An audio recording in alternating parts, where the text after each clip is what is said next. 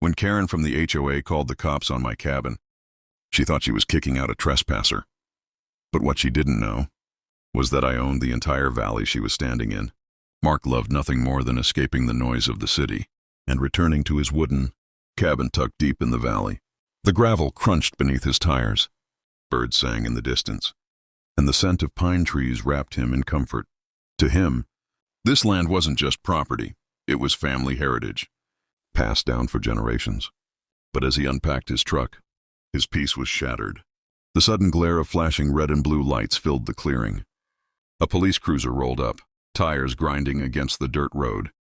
Mark frowned, confused. Who would call the cops in such a quiet, private place?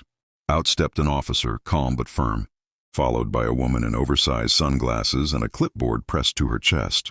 Mark recognized her from a distance. Karen, the head of the local HOA. Without even greeting him, she pointed at the cabin. "This structure violates community standards," she announced sharply. "We don't allow unauthorized building here. It has to come down." Mark blinked. Unauthorized. This was his family's cabin, standing proudly for decades. The officer turned to Mark. "Sir, she claims this isn't your property. Do you have proof of ownership?" Karen smirked as though she had already won. Karen marched forward, rattling off a list of HOA rules about cabin sizes, approved paint colors, and how every structure must first go through her board's approval. She spoke as if Mark were a stranger trespassing on land she personally owned. "You can't just move into our valley and throw up a shack," she snapped, her tone dripping with authority. Mark listened patiently, though his heart tightened at the arrogance. He could have argued right then, but he chose silence. Instead, he studied the officer who waited for Mark's side of the story.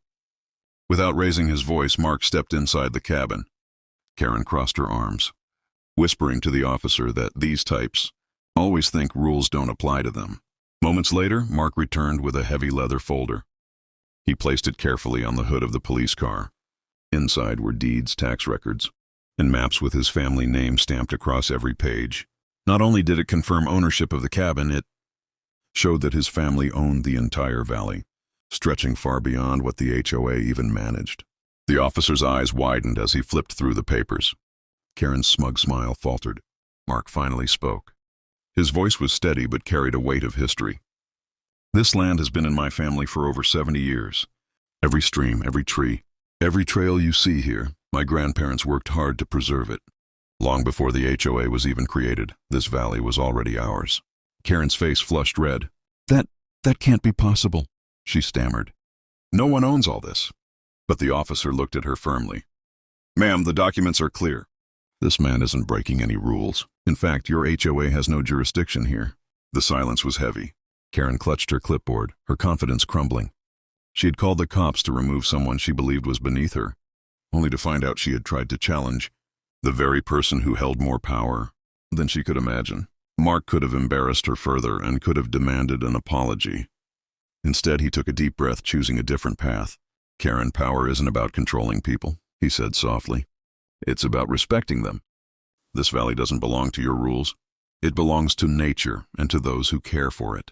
The officer gave a small nod of agreement, quietly returning the folder to Mark. Karen, humbled and wordless, turned and walked down the dirt path. For the first time, she didn't have a retort ready. The officer tipped his hat to Mark and drove away, leaving the cabin bathed once more in golden sunlight. Mark stood on the porch, gazing out at the rolling green valley.